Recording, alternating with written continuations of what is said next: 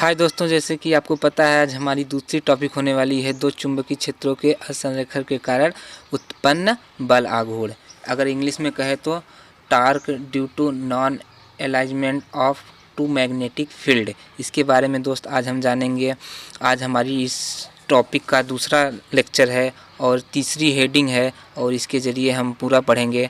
तो आज हम जानेंगे कि बल आघूर्ण कैसे उत्पन्न होता है। ठीक है दोस्तों, तो घबराने की कोई बात नहीं, आपका दोस्त आपके साथ है। तो देखिए, जैसा कि हम आपको ले चल रहे हैं आपके टॉपिक की ओर और हमारा टॉपिक यही है कि दो चुंबकीय क्षेत्रों के असंरेखण के कारण उत्पन्न वैद्युत बल। तो आराम से समझेंगे हम इसको और इसके चित्र के अनुसार आपको बताएंगे कि कैसे चुंबकीय क्षेत्र मतलब बल आघूर्ण चुंबकीय क्षेत्र पे उत्पन्न होता है। तो जैसे देख रहे हैं आप चित्र को पहले ध्यान से देखिए।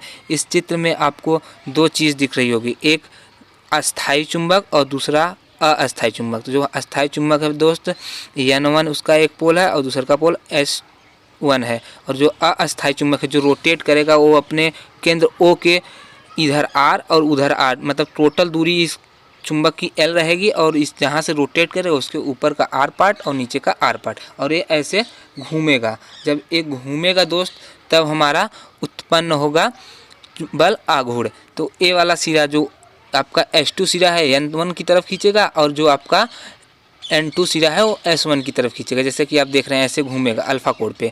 ठीक है, तो इसे हम आसानी से समझेंगे और कोई दिक्कत नहीं है। ठीक है, तो चलते हैं अपने टॉपिक की ओर और पहले देखते हैं होता क्या है। तो देखिए, दो चुंबकीय क्षेत्र मतलब चुंबकीय क्षेत्र दो हैं, एक अस्थायी चुंबक और दूसरा अस्थायी चुंबक।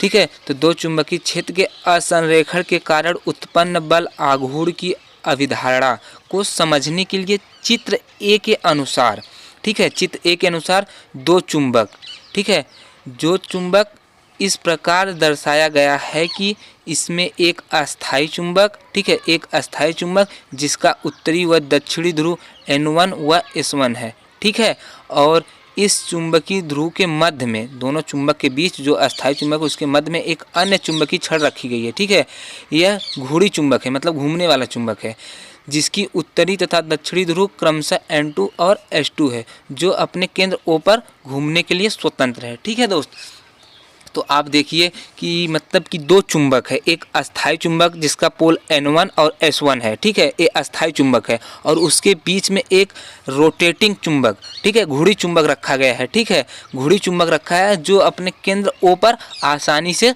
घूमने के लिए स्वतंत्र है। उसका पोल N2 और S2 है। ठीक है, तो फिर इसकी टोटल दूरी L है, जो घूमने वाला चुंबक है उसकी टोटल दूरी L है। ठीक है, तो नीचे देखिए क्या लिखा है, उपरोक्त चित्रानुसार यदि दो चुंबक, ठीक है, देखिए N1 S1, ठीक है, यदि दो चुंबक परस्पर संरेखी मतलब एक ही रेखा में, ठीक है, एक ही रेखा में रखा गया उसे संरेखी कहेंगे। ठीक है, ठीक है, एक ही रेखा में रखा गया उसे संरेखी कहेंगे। एक ही रेखा में रखा गया है मतलब संरेखित रखा गया है। ठीक है, तब इसमें किसी भी प्रकार का बल आघूर्ण मतलब T उत्पन्न नहीं होता है। अगर कोई चुंबक एक ही रेखा में रखा गया है तो उसमें कोई टार्क उत्पन्न नहीं होगा। यदि घुड़ी चुंबक को अल्फा कोण पे घुमा दिया जाए, ठीक है, चुंबक को अल्फा कोण पे घुमा दिया जाए तो उसका चुंबकीय क्षेत्र असंरेखित हो जाता है। असंरेखित मतलब एक ही दिशा में नहीं रहता है। ठीक है, उसे विचलित कर दिया जाता है, वो अपने स्थान से थोड़ा सा उसको मूव करा दिया जाता है। ठीक है, वही असंरेखित होता है। देखिए ऐसे मूव करा दिए हैं हम। ठीक है, और इस पर एक चुंबकीय बल आघूर्ण कार्य करने लगता है। जैसे ही हम मूव कराएंगे तो उस पर एक चुंबकीय बल आघूर्ण कार्य करने लगता है जो पुनः अपनी साम्यावस्था में जाने का प्रयास करता है। ठीक है, ये अपने साम्यावस्था में जाने का प्रयास करेगा इस पे। ठीक है, देखिए ऐसे रहेगा तो इस पे साम्यावस्था पे जाने का प्रयास करेगा। जो इसका पोल है इसको खींचेगा, ये S2 N1 की तरफ खींचेगा और आपका N2 S1 की तरफ खींचेगा। ठीक है, और इस पे बल उत्पन्न हो जाएगा F sin theta, F cos theta, F। ठीक है, तो फिर आगे हम देखते हैं इसका नेक्स्ट टॉपिक क्या है और इसे आसानी से समझ लेते हैं चित्र के अनुसार। अगर आपको चित्र याद है तो आप आसानी से लिख सकते हैं। ठीक है, तो अब आप आगे चलिए और देखते हैं हमारा आगे क्या है। ठीक है, हमारा नेक्स्ट टॉपिक है बल आघूर्ण कोण की अवधारणा। बल आघूर्ण कोण की अवधारणा, कंसेप्ट ऑफ टार्क एंगल। ठीक है, तो इस एंगल पे घुमाने पे क्या मतलब बल आघूर्ण कोण को घुमाने पे कितना प्राप्त होता है, इसका फार्मूला क्या है उसे हम देखेंगे। ठीक है, और आसानी से देखेंगे और समझ में आना चाहिए। देखिए आप पढ़ोगे तो आपको ज़रूर आसानी से समझ में आएगा। ठीक है, और वीडियो को कभी स्किप करके मत देखा करो मेरे दोस्त, हम आपको बताएंगे, क्योंकि अभी हम मेरे पास इतना एक्सपीरियंस नहीं है हमारे पास कि हम आपको समझा सकें। तो चलो देखते हैं, यदि दो चुंबकों के चुंबकीय अक्ष के बीच दो चुंबक, एक अस्थायी चुंबक है और दूसरा अस्थायी चुंबक है, ठीक है, इसके बीच ठीक है अल्फा कोण का विस्थापन कर दिया जाए, ठीक है, अल्फा कोण का विस्थापन कर दिया जाए तो इसमें परस्पर असंरेखी स्थिति में प्राप्त हो जाते हैं। ठीक है, अगर वो एक ही रेखा में है, अगर उन्हें थोड़ा सा मूव करा दिया जाए तो वो असंरेखी हो जाते हैं। तो दोनों ध्रुवों के बीच आकर्षण बल F के ज्या घटक, मतलब ज्या घटक F साइन अल्फा, ठीक है, परस्पर बराबर एवं विपरीत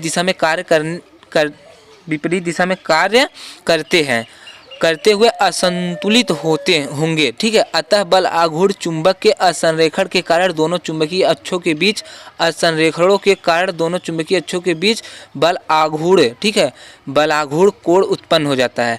तो बल आघूर्ण कोण का फार्मूला आपको बता दें, बल आघूर्ण कोण T बराबर होता है बल युग्म द्वारा उत्पन्न बल गुणे बल के बीच की लंबवत दूरी। तो ठीक है, जैसे देखिए ये हमारा एक N1 S1 है, इसकी मतलब रोटेट कर दिया जाए तो F साइन थीटा बल लगता है और उसकी दूरी टोटल L दूरी है, टोटल लंबवत चुंबक की दूरी L है और कितना विचलित किए हैं हम। ठीक है, तो यही होता है कितने कोण से विचलित किए हैं और उसकी कितनी दूरी है। ठीक है, तो ठीक है, देखिए L मतलब L को हम R 2R लिख सकते हैं, तो F sine theta into 2R, और हमें टार्क मतलब मिल जाता है T proportional F sine alpha, ये हमारा मिल जाता है फार्मूला इस प्रकार। ठीक है, इस प्रकार यह बल आघूर्ण T F साइन अल्फा के समानुपाती होता है। ठीक है, और इसके जरिए हम समझ में आएंगे, यही हमारा मेन फार्मूला होता है। अगर कोई पूछ लेगा टार्क क्या होता है, तो T proportional F sine alpha, ठीक है, क्योंकि जितने कोण से हम उसे घुमाएंगे